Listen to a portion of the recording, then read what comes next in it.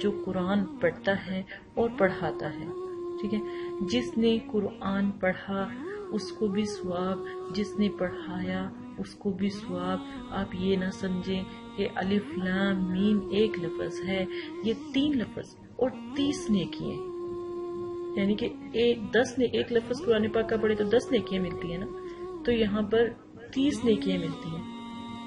ٹھیک ہے، تو اگر کوئی اڑ کے پڑھے یا اٹک کے پڑھے تو اس کا دوہرا ثواب ہے. یہ نہ کہیں کہ ہمیں قرآن پاک پڑھنا نہیں آتا، ہمیں ٹھیک طرح سے نہیں آتا. کوشش کریں، انشاءاللہ اس کا دوہرا ثواب آپ کو الحمدللہ ملتا ہے.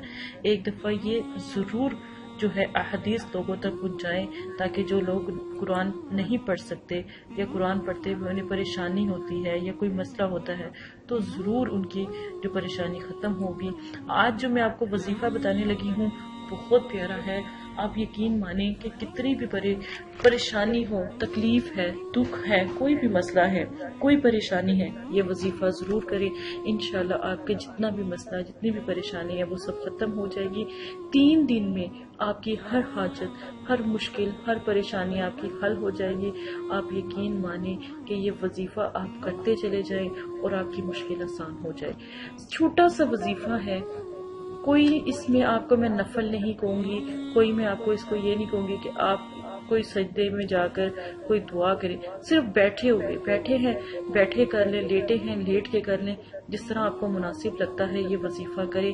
انشاءاللہ ایک بار کا یہ وظیفہ ہے جو آپ کی جتنی بھی پریشانیاں، دکھ تکلیفیں ہیں جو حل کر دے گا. صرف ایک بار کرنے سے حاجت، ہر قسم کی مقصد آپ کا پورا ہوگا. اور صرف ایک دن کا عمل ہے، یہ ضرور کریں. لا الہ الا انت سبحانک انی کنت من الظالمین آیت کریمہ ہے یہ. آپ یہ پڑھیں انشاءاللہ اللہ کے حکم سے. آپ کا ایک دفعہ پڑھنے سے آپ کو دل کو سکون آئے گا. اور اگر آپ اس کو 11 مرتبہ پڑھتے ہیں، صرف 11 مرتبہ، تو یقین مانیں جو بھی آپ کی پریشانی ہے، جو بھی آپ کی مشکل ہے، بڑی سے بڑی پریشانی ہے، بڑی سے بڑی تکلیف ہے آپ کو، تو یہ ضرور پڑھیں. انشاءاللہ آپ کا مسئلہ حل ہو جائے گا.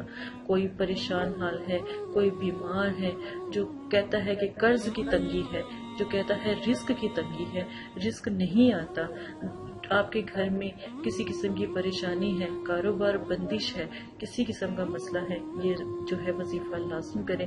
انشاءاللہ اللہ کے حکم سے آپ کی ہر مشکل آسان ہوگی اور ہر حاجت پوری ہوگی.